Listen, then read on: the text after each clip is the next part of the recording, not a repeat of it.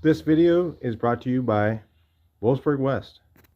Wolfsburg West has a ton of Volkswagen restoration parts, the best quality in the industry, and if you want it, they usually have it.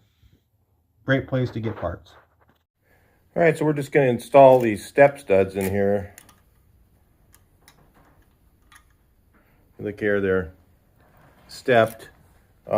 If you look at the pattern, like you put your oil pump up there, you'll see that it's slightly more narrow, the distance between here. And so if you tried to drill and tap these, you might cut through. So I'm not going to take a chance at it. I'm going to use the step studs.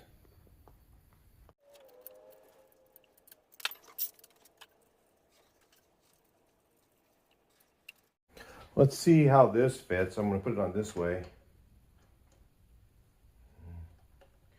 I have to file the inside of these a little bit because, like I said, the stud pattern is a little bit inset. So I'm going to have to file around here, around there. I mean, I put this in already, the plug. There's a lot of work to do. Just that oil pump, I've got hours in that. Right, let's see. Yeah. Work this way, I guess. What studs just being a little bit of a pain.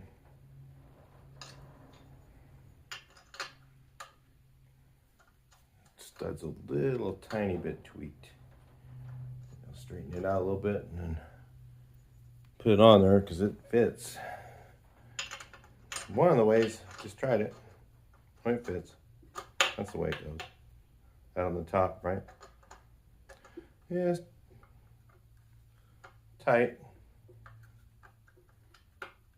She'll work.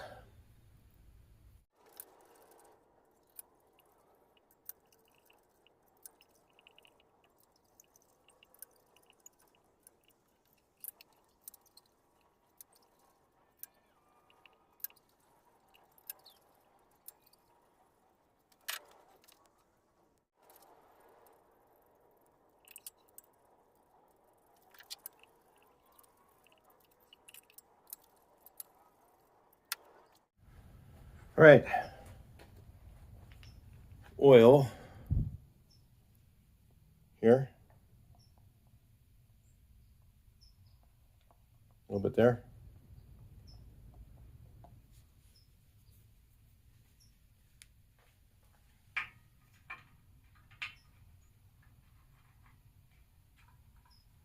Sure she drops all the way in.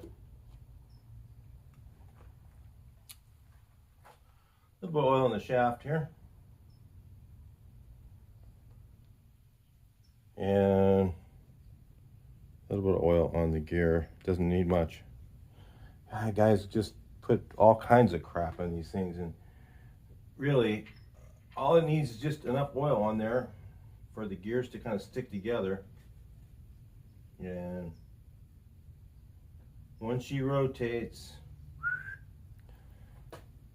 that will create a vacuum, and immediately you'll have oil pressure. You don't need any other junk in there, because whatever you put in there is going to be in your galleries.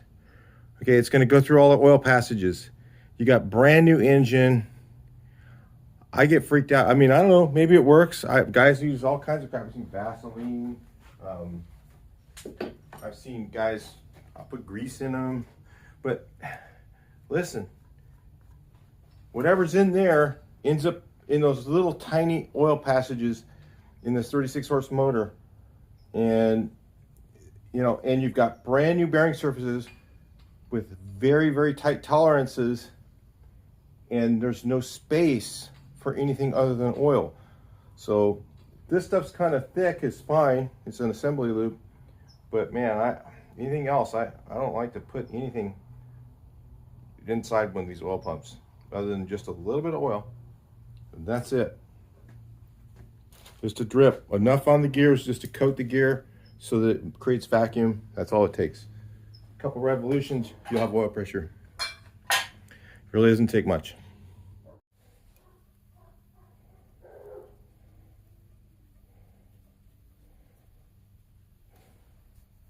If you want to make your life a little easier, you mark your offset pin. Makes it a little easier. Always helps when you mark the right pin, which I marked the wrong one. So anyway, bad lighting in here. All right, let's check it out here.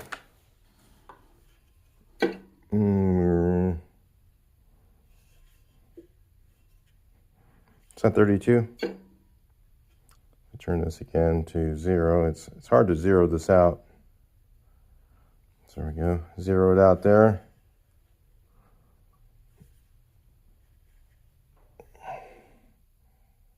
.32. I'm going to call it right there. So got some shims. They're supposed to be 10s. Let's see if they are. 28.5. And then we got the thickness of this gasket, because we don't have a gasket in there right now. So our thickness of the gasket is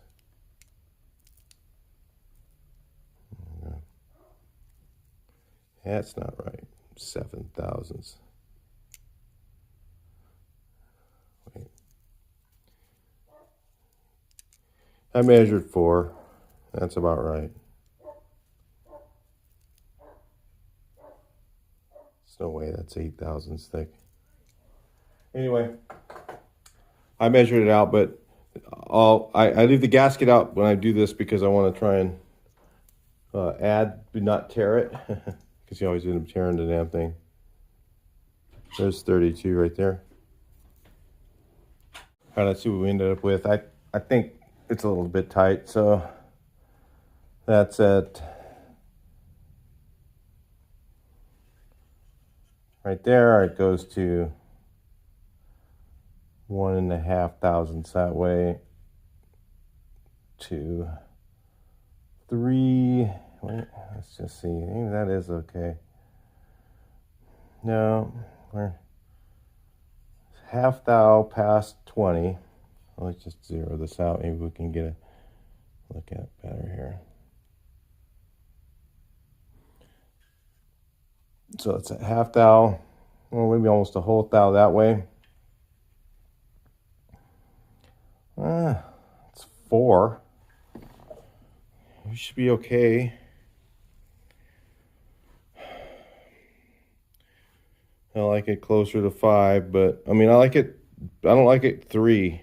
4 is okay, but let's see. That's 1 under. Not getting any flex on anything, I don't think. And then 3 above. So yeah, it's 4. It's probably okay right there. So anyway, got lucky on my shims. And of course it wasn't 9 thousandths, guys. And then I've got to take this apart again and then put an oil seal on here and lubricate the shims. And of course, when you lubricate the shims, the oil thickness between them is going to change it. So it's going to be pretty tight, but that's the way that's what they're designed for. That 4 thousandths or 3 to 5 thousandths is designed for the thickness of oil on each one of the shims. That's the way I understand it. So anyway, that should be okay. All right, guys, here we go. We got the heads back. So what I had them do is open them up for the 81s.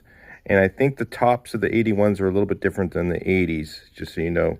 So I had them take the cylinder down, measure, make sure that it, is below the surface and all that. Made sure that this is not going to conflict with the piston going all the way to the top. So we've got, what we did is we did a 40 thousandths. So we opened up for 81. We did a 40 thousandths deck. We decked these down 40 thousandths. And then what we did is a 40 thousandths step. So if you can see here, this is 40 thousandths deeper than normal. And this step is another 40 thousandths. So we've gone, this edge right here is 80 thousandths below of where it normally is. Okay, that's, so, it made the cylinder, we were trying to make a little bit more combustion, a little smaller combustion chamber, because these were 50 cc, and based on the information that I put in the computer, it came out to like 7.1 to 1 at 80 cc, at 50 cc. I forget what it was, something like that. It was just too low. I wanted a little more compression than that. So, and plus the other thing I was trying to do is make the engine more narrow, okay? A little more narrow, so it'd be easier to get in the car. 80 thousandths more narrow is basically, because it's 40 thousandths each side of the engine. So that's what we ended up with. Now I checked the CC on these, and they are 45 cc, which is a little bit smaller than I was hoping. So 45 cc is what I ended up with. And the spark plug does not conflict. The top of the spark plug, that's another thing I've checked here. Drop a straight edge in there, make sure she's not going to hit or be below your deck height. Because what we're doing is we're going to run like a 10 thousandths deck height on the piston to the cylinder, and then we're running the rest of our deck height right here, this step, okay? So we have a total of, between this surface right here, see the step right there, between this surface right here and the piston, we have 50 thousandths, which is fine. They said even 40 on an engine this small is probably okay. Because it's such a small engine, and we're not going to be running a lot of RPMs. We're talking about, you can run a little tighter deck height. It's just up to you. You decide what you want to do. This is how we're doing this one. So we got a 40 thousandths step, 40 thousandths deck. We decked it 40 thousandths. So we got a combustion chamber, and I'm going to end up with, currently, I believe right around 8.5 to 1. Which is, again, a little bit higher compression. I wanted an 8 1/4. We ended up with 8.5. 8.5 will work fine with the heads, with the bigger valves. Remember, we have bigger valves in stock. They're not big valves, but they're bigger valves in stock. And we have dual carbs, so we have more air and fuel. So you're always thinking about how much air and fuel you're getting into that combustion chamber, and then the compression it needs to squeeze that. And are you going to have too little combustible fuel, air fuel mixture in there, and that is going to make it run like it's running lean. It's called air fuel volume. So you have air fuel mixture, and you also have air fuel volume. Sometimes what I'll do is, if I go a little bit too much compression, then I can increase my air fuel mixture a little bit to kind of make it a little bit more rich, okay? And sometimes that helps on the other end if you go a little too far. But it just depends. It's better to do it for the right volume that goes in for the compression that you have. And you calculate that way based on, it's a little bit of backyard ingenuity. There's probably some sort of algorithmic thing to do it with, but based on the size of the valve being bigger and the cam being bigger than stock, and running a dual carb setup, we're going to have enough air and fuel volume in here to make the 8.5 compression fire nicely. I mean, an 8 1/4 would have been perfect, but we went to 8.5. So if I was doing this again, I would say go 30 thousandths on the deck at 30 thousandths and do a 40 thousandth step. Then you probably come out a little bit better with the thing. So anyway, that's probably what I would do if I was doing it again. But I really wanted the more narrow engine. Anyway. So what we're going to figure out now is we're just going to put the head on here with no pistons in there. And then we're going to check our push rods and see kind of where they end up. So I can figure out how to shim them. There's instructions on how to lengthen the stock push rods. And I guess what you do, well, if we have to do it, we'll show you a little bit later. You put this in a vise, okay? You know, use a rag or whatever. Put it in the vise carefully. Squeeze this down real tight, and then use either a pry bar. I think a wrench would be easier. Take like a open end wrench and put it on the end of here, and pry the ends off. And then when you take the this end off, okay. Somebody was saying to take this end off, but I don't think you do that end. It's showing this end in the instructions. And then they give you these shims here. So there's that option. Or you can spend a little more money and you can buy the lifters that take a cut to fit push rod. So they make a lifter, AA makes a lifter like this, just a lifter by itself. See, normally the 36 horse came, let's look at one out of the package. Here's one of the original ones. Came with a lifter like this that's all one piece with the push rod. So, and AA makes one that the end of it, it looks like these, the end right like this, but it has a regular push rod end in it, and it's not one piece, it's a two-piece push rod. And then what you use is you buy the cut to fit set and put the cut to fit push rods in. Now, I will tell you, those are very pricey. They're about double the price of putting the shims in these, more than double the price. So that's why we're going to try and do this with the way that Wellsburg West sells it, and just put the shims in. So I measured these shims. I think they were 105 thousandths. So let's kind of go over the calculations of what we would have normally done with this. So if I went to a regular 60 deck, okay, if I went to a regular pit, my deck was at 60 thousandths, okay, and then I put these on here, we would have I'd have to add 50 thousandths in shims. So that would be, this is an 80, so 80 plus 50. So 80 plus 50 is that 140 thousandths? 140 thousandths worth of shims in there, which would widen this engine quite a bit. All right, because that would be, okay, 125 thousandths, 0.125, is an eighth of an inch, right? So it would be wider than a quarter of an inch wide on the engine. So this is why I'm trying to narrow it up a little bit. I guess it would fit in there that way because that's the way this kit was made. But the thing that I believe in is trying to get as much fire in the head as possible and get less in the barrel.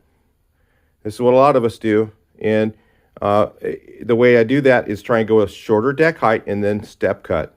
So you can either do step cut or you can do, a lot of guys will do the copper head gaskets. Well, we don't have the option of doing the copper head gaskets. They don't make them for these. You'd have to have them custom made. So step cutting is, to me, the best way for this engine. In fact, I think it's better. They're good and bad about the copper. The copper has a softer landing for the head, between the head and the cylinder. But the issue is, like, you know, with the VW, you're not able to get them as tight. You know, you're only going on this one because it's 10 millimeter studs. We can go to, what, 24 foot-pounds? Some guys go 25. I don't know. So I'll say 24 foot-pounds, though. Versus if you want 8 millimeter studs, then you can only go to 18. Okay? And 18 with the copper, sometimes, you know, it can, you know, the copper has a little bit of crush rate. And literally, when you start them up with copper, you run it for just like a little bit and run it through the break-in and then readjust the, you know, tighten the heads again, because they're going to be loose. They will be loose after the first time you run it. So because I guess whatever it is, the compaction rate of the copper. So that you do that a couple times, and then your head ends up coming a little bit closer and closer, so you don't want to go too tight on your deck with the copper head gaskets. Little tricks there. It's just something, his learning curve is there, you know. So anyway, the copper works great, but you know, again, they don't make them. So we're using step cutting to do it and get our piston up. Okay, guys, I'm at, okay, we took 40 thousandths off the head, so the head is 40 thousandths down, and we put 80 thousandths shims down here. So our total change over stock is 40 thousandths. All right. So we've widened the engine 40 thousandths because of the way I did it. Right. Because I took 40 thousandths off the head, added 80,000 shims. I was trying to go and take another bit off the tops of the pistons. But so you know, the piston is 170 thousandths to the center.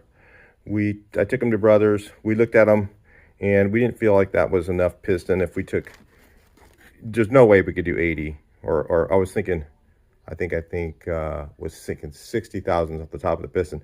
No possible way to do that. So even the most maybe you could take off these maybe is 20, and even that they're kind of thin at the top. Right here, right in the center. See, I could only measure the side here,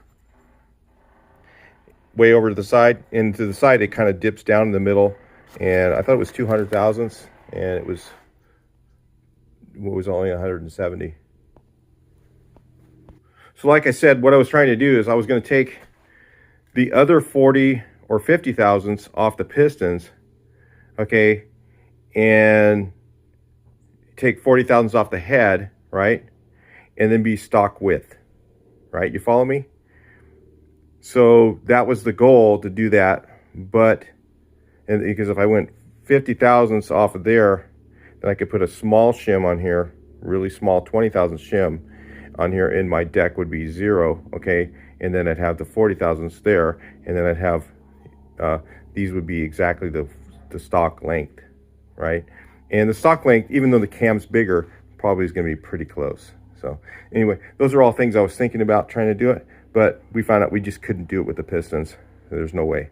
So maybe with other pistons, you could check those. If you use 80s, maybe they could. They do make some other ones that Brothers sells, which are a little more expensive, but they're forged pistons. They have their own custom pistons they had made. So they can take more off of those pistons. They're thicker at the top. So anyway, you can talk to them if you were interested in doing it that way. You could talk to them. They know how to do that as well. So anyway, that's how I'm doing it. All right, so halfway through the valve cycle, you guys can see I had to do this one. I would like to do the end one, but this is the one I ended up with. I had a little trouble trying to get the lifter to go in. I'm going to fight with that a little bit. But, I mean, it's so close that I think it's going to be perfect with the lifter adjusted with the stock push rod length. It's like right in the middle. I mean, and it's straight up and down, pretty much straight up and down. So you can run it all the way through, see where it is before, and when it goes all the way down, it's a little funky because the rods can get, that's like all the way down right there, I think, and then halfway up. I have looked at the dial indicator to really get it in the right place, but where it's halfway up, it's like just pretty much perfectly straight up and down. I mean, I don't think I can get it any better with without shimming it. You know, it's so close. It's not even worth it, really. So anyway, that's great. So that eliminates decking the heads and then step cutting it and bringing the, getting that piston to fire in the cylinder with the 80,000 shims on here on mine. I mean, it's going to be different on every block because you deck your block a little bit, right, when you opened it up. So, man, that's like right on the money. And look where when it's adjusted, look where the adjuster is. That kind of gives you an idea. If the adjuster's way at the end, then you're going to have some sort of an issue. But it's like right in the middle of the adjustment. It's got a couple threads showing. So, yeah, I'm going to say that is fine without the shims. Awesome. So I reached my goal, even though I didn't quite get what I wanted. That extra 40 thousandths didn't really make enough difference on the width with the cam. When you add the higher lift cam and then you add the 40 thousandths, it comes out just right on the money without having to lengthen the bush rods. Sweet. All right, so these rings only can go on a certain way. The oil rings are pretty much self-explanatory. They're like any other oil ring, but if you look here, it says on here top. That goes on top, and that's the middle ring. The top ring is a different width than the middle ring. So I just get them on like that. Drop them in. And then the top one, look for the thing that says top. Put it on the same way.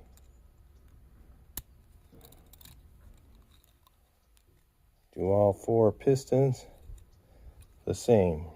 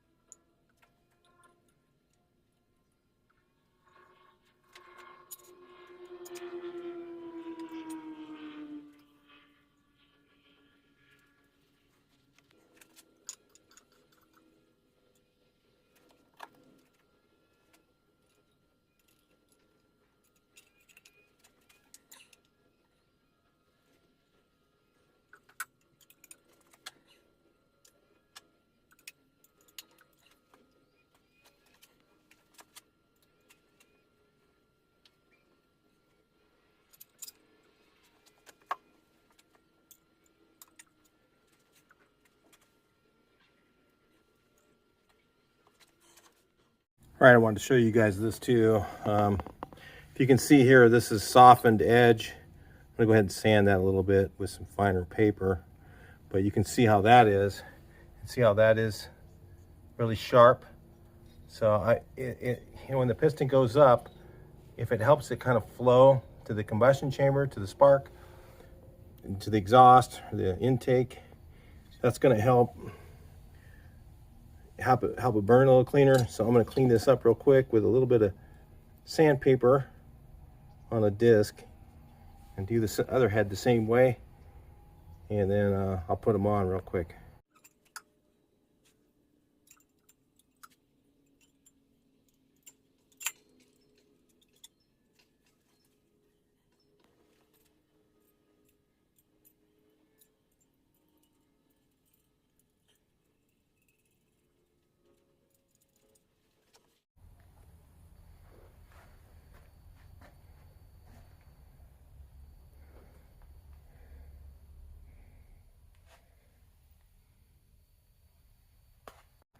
All right, let me show you. So that's what we ended up with there after the final sanding. I don't know if I showed you that.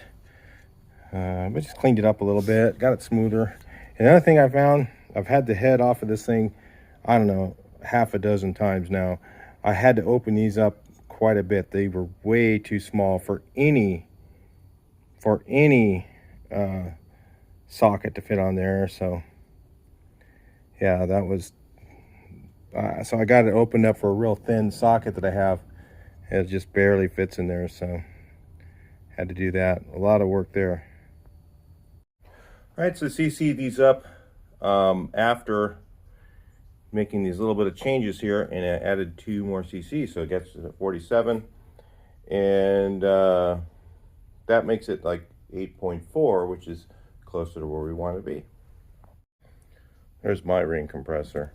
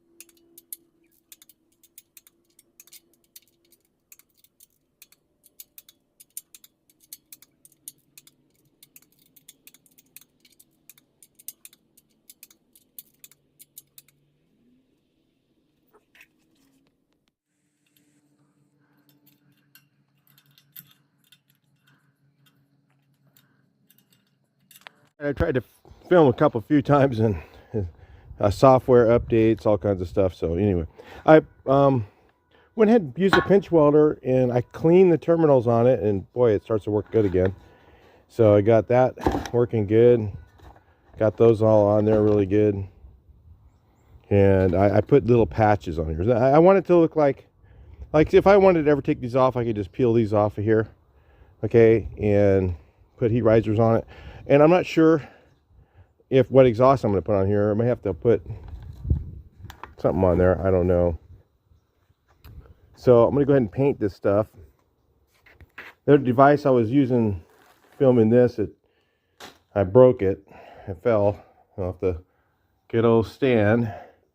Didn't have a good enough magnetic setup on it. So anyway, hopefully I can get the footage off of it for, I don't know. You'll find out if the video has footage from the build, then we're good, right? So got it all put together. Put the generator on. Put this on. I don't want to drop this in until I know where my distributor is. I suppose I could if I put the fuel pump on this one. You can't. This has a different fuel pump on it. So I don't know if I can put. So normally your fuel pump will drop down here, right?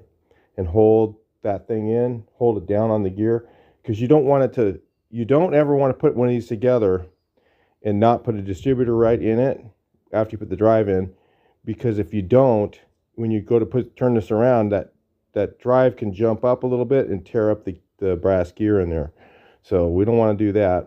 So anyway, I've got to find my distributor. I've been looking for it. I haven't found it yet.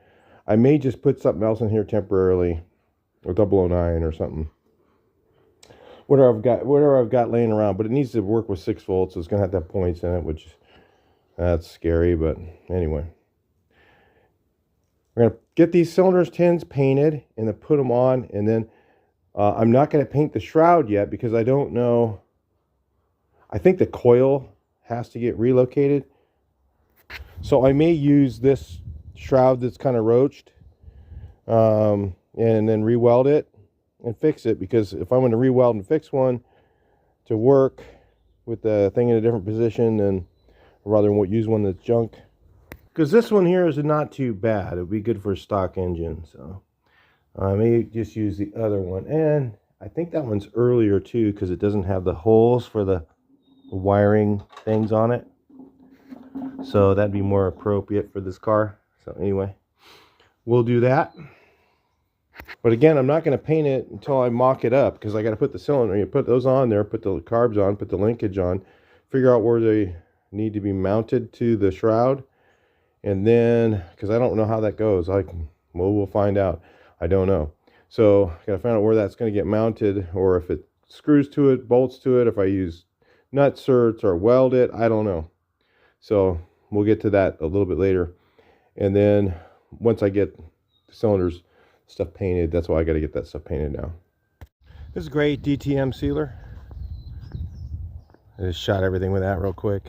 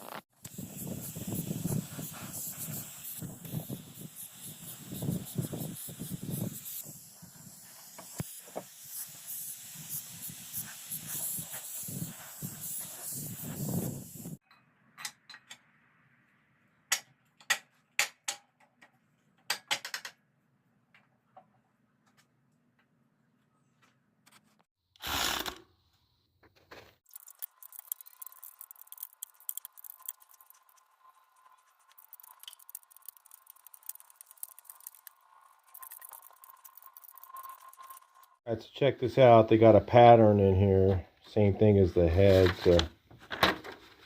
So this one here is good, has a good hole here and here for the cable. So now I just got to cut this out like magic and then tape it in place like we did the other one. Got this bracket in the way though, but make sure that hole lines up. Those two holes line up. You can see it should line up like that, and then I got to get it straight, and then I'll scribe that. I just lined this part up because it's got that bracket right there, but just lined it up good. And then this hole and this hole were lined up. That's the most important thing, I think. And I'll just go ahead and scribe it like so. And I'll just grind a little bit right here, a little right here. Spot weld it in. And then grind it out the rest of the way so I can make sure I got it in the right place. And then, well, I guess I could grind it first and then use a Sharpie. Could do that too, huh? A lot of different ways to do it. Probably just little grinder there, little grinder here. That's where it's supposed to be welded, on this side and that side according to the instructions. Like that. It's going to be, because my square is just a little bit smaller. So that will work. And I will weld this up tomorrow. I just wanted to get that figured out real quick. I'll talk to you guys tomorrow. All right, so I got the bracket on here. I almost wish I would have moved it over just a little bit, because the eyelet for this is off center. I don't like stuff like that. I like it to be right on, because I didn't know where this was going to set. So these are little things you guys can learn from me. Where it shows on the pattern, it's exactly on the pattern that way, but I would try and move it over about 1/4 of an inch. Yeah, about 1/4 of an inch. So I may end up cutting it off and moving it over, and then you can move this rod, which it's not threaded opposite on one end than the other, which is kind of a pain. So you have to pull this thing out, which is not hard, and then just loosen this up and lengthen the rod and shorten the rod and get it so that it works right. So those are the issues I've gone to so far. And there's another one. So another thing is on this fan shroud, I don't know if it pulls forward more or not. I'm pretty sure that's going to be a conflict right there. So this, let's see if we can get you guys nice and close so you can see. This thing hits, so when the linkage pulls, I already got the throttle open, so it pulls, and then I was wondering what it was hitting, and it's hitting right there. So I'll probably have to grind that out. There's little fitting issue, you know, little fitting things you got to do. It's not just like a total bolt-on kit, but you know, I can move that thing over. Look, kind of sloppy in there. Maybe if I do that, does it? Oh, it still hits. If I do a little more, there, now it goes to full throttle. Yay, that's what I was looking for. And where's full throttle at? That's why I was looking. Full throttle. Okay, well, I'll just grind that out first. I may end up leaving this where it is. Because it's off center here, and then when it goes to full throttle, it goes to center. So I got to decide whether I like that or not.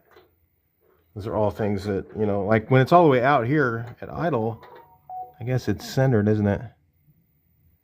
And then you pull on the throttle, and it goes off to the side, and the nut falls off, and it goes off and it stops there, but as it goes to full throttle, it goes back to the center again. So maybe that is okay.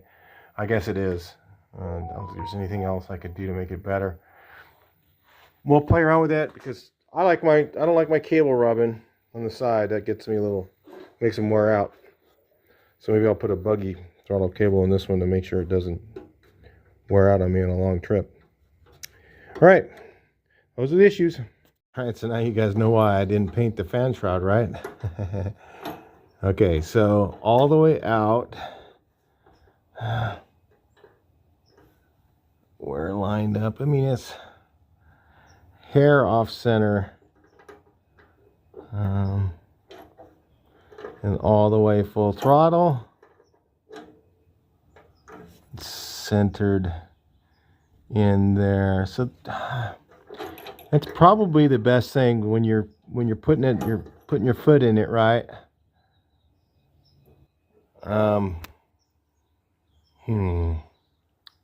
Yeah, and it's, let's see. Yeah, it's in the right position. It's at the right height is what I'm looking at here with this thing. Looking through the hole, it's a straight shot. So at idle, it's lined up very straight, full throttle. So I'm going to say that was the right place to put it. So if you look here where mine is, see how close it is. See if I can get you guys in the right position where you can see. If you see how close it is here, make sure that that distance between that hole and the edge of this thing is the same as the pattern. Then it looks like that would line up right. And so when it's full throttle, it's pulling the hardest, right? And that's when you definitely want it to be lined up. If it's off center, you know, I mean, you could say, well, when you're driving around town or whatever, and you're on it, you know, that's when you're going to be using it the most, right? It's going to be kind of a little off center, because there's no way with this linkage, it doesn't, that's why I like the ones, the hex linkage, because it goes exactly the same throw as the angle of this does. So they don't jack up throttle cables as much. But this is cool. I mean, this is original. This is a reproduction of the original throttle linkage from Okrasa. Now the other question is the location of the coil. Because obviously you can't put the coil right here. Where it normally went, right, is up here. That's the other thing. Remember, that's why I used this shroud. I didn't want to butcher up a shroud that that I couldn't, you know, that was stock. So this one here is really great for cutting up. It's nice and straight. It's a really straight, nice looking shroud. It'll paint up real nice. I'll fill up these holes. They had a bolt, a carriage bolt all the way through. Because, you know, you can't get a weld nut up in there very easily. So, you know, that's what I would usually use. I don't like those nut certs, but I have those. So I could put the coil, or I'm seeing other guys that put them. They put them right like this, I think. Let me see. Yeah, that's not going to hit ever. Let's see. It goes all the way full throttle. Yeah, there's no way. Just think about it. I try and, whenever I do stuff like this, you guys, I sit there and I think about, okay, what are all the possibilities of things that can happen? Now, number one, I definitely have to have 2 bolts on this thing. So I'd have to put another one down here, because let's say if I only put one and this came loose and it twisted up like this and it got my throttle stuck when I'm like that. Okay, those are things that I look at. I call it idiot proof. No matter what the idiot is that's driving it, what is it, all the possibilities of things that can happen. And then I have to figure out the spring thing. I don't even know what this is and how it works. So I got this to do. So it's a lot of figuring. I mean, I look at it all and then I look at the book or whatever, but I don't know. I don't see a diagram for this. So I'm seeing that this thing should go on here, right? The end of that goes on there. And then it needs something fixed. Okay, is this, if it pulls that way, is that idle? Yeah, that's idle. Full throttle here, idle. So if the spring is, oh, I see. So it's the spring and it has a little bracket on there. Oh, maybe the little bracket goes on the alternator. So this is idle. So the spring needs to be pulling this direction. That's full throttle, that's idle. So it has to pull this thing like that. So somewhere it attaches over here, and then it attaches with that little thing there, I think. I'll figure that out. I mean, it's just all in the book, I guess, but I'll look at that and, you know, interpret it. And then I can get this thing painted, and I gotta mark this with a paint marker real quick. Let's try a grease pencil, see if it works. Kind of. My paint marker's out and about somewhere. That should work. Yeah, I can see that, can't you? Alright, so I got those holes welded up. I got a T-nut welded in right here. You know what that is? It's a little weld nut thing. I call them T-nuts, I don't know why, but it's got 2 spots you can weld it in. So that'll be there forever. Whole coil's not going to fall off, not going to break off or anything like that. And get the throttle. Burp. I wish it wasn't so stiff though. I don't know. Maybe it's just the carburetors inside or a little. You know, that's what guys are saying, that you need to have these things. Probably I can just see these things aren't going to last, the throttle shafts or whatever. But yeah, that could be. I could rebush them. I could do that. I could take it out, but you got to drill a nice straight hole through there. If it's a little bit wonky, it'll bind up, and that's no good. So yeah, that would make it probably work a little bit easier.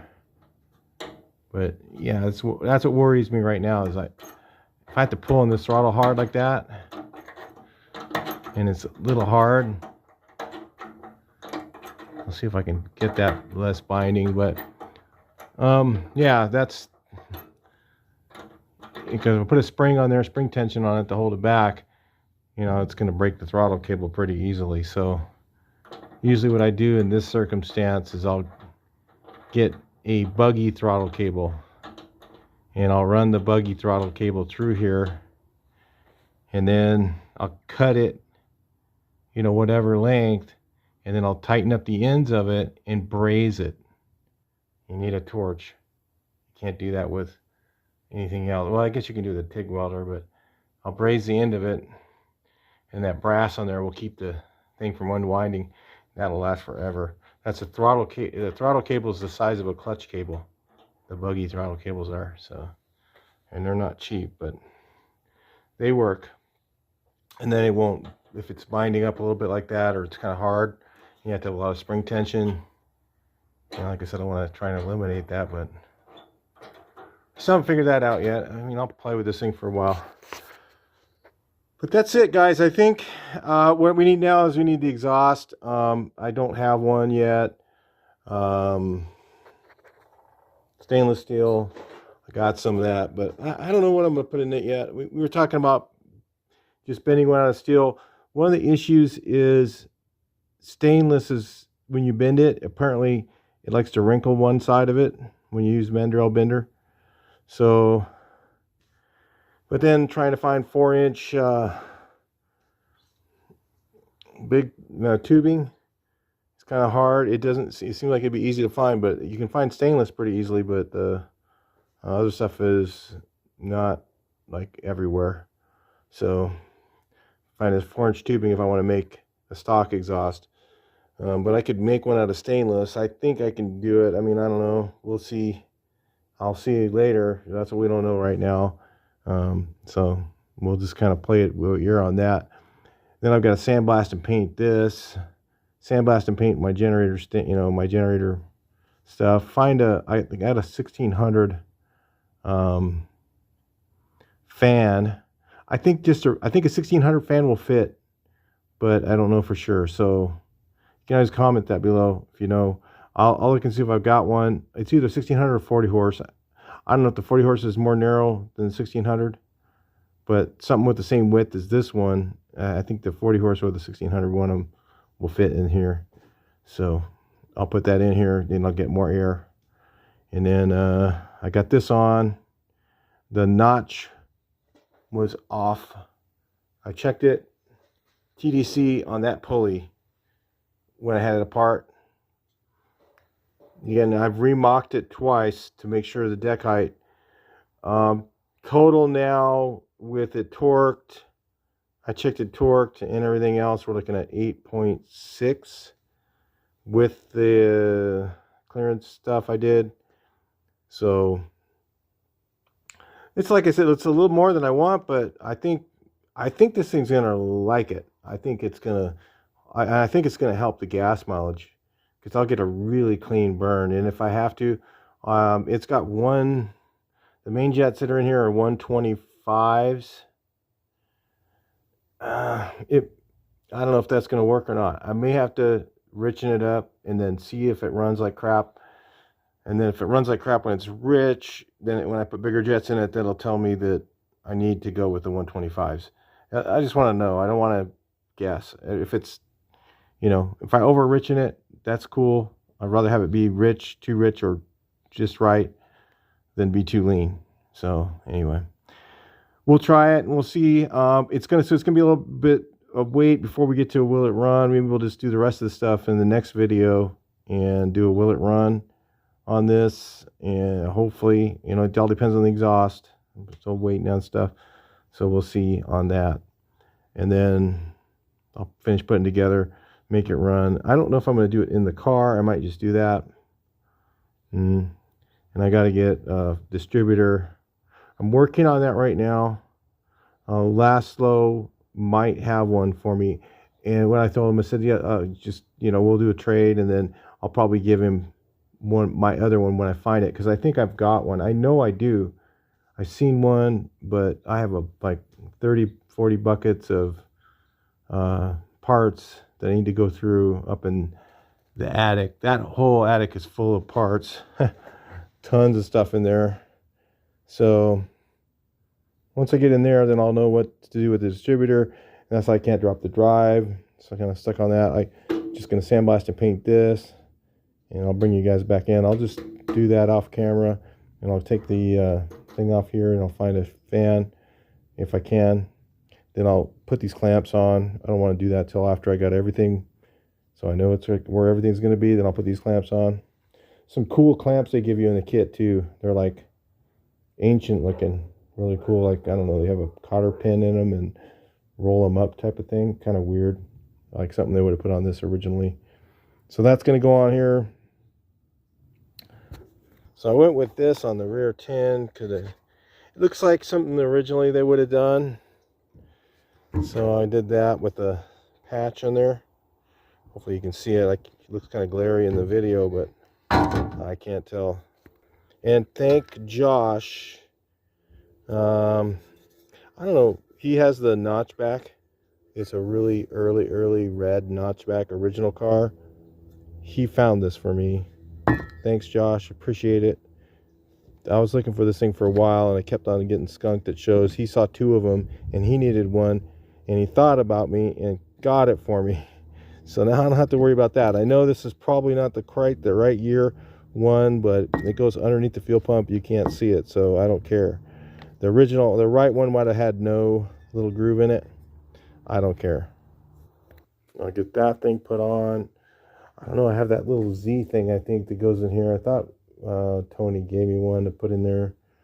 Hopefully he did, because it's supposed to have, one of the issues is now you're running more RPMs, and that little thing in there helps it from getting, I don't know, having blow-by issues or whatever, or what's it called, going down the breather tube, the oil, I don't know, crankcase pressure issues, because we got a counterweighted crank and 69 stroke, and we're running more RPMs, so we need to be thinking about that as well. I don't think we're going to need to vent the valve covers or anything like that. I think just that little thing, Z thing that goes down there, will take care of that. It's supposed to be. So anyway, it's kind of fun to work on these. It's definitely different. It's every little thing takes hours just to do one little thing. Like putting this linkage on. I did this I don't know how many times to try and figure it out. I just was like, how the heck? And I didn't really like the leverage of that, but it's just, I don't know, it seems to work, but I'm wondering why it's kind of hard to do. Maybe if I just lubricate the carbs, it'll work. I don't know, just throw a little lube down in the things. We'll play with it. Anyway, I'll talk to you next one. Please like, share, and subscribe, and let's see your comments about this engine. Pretty cool. Like it.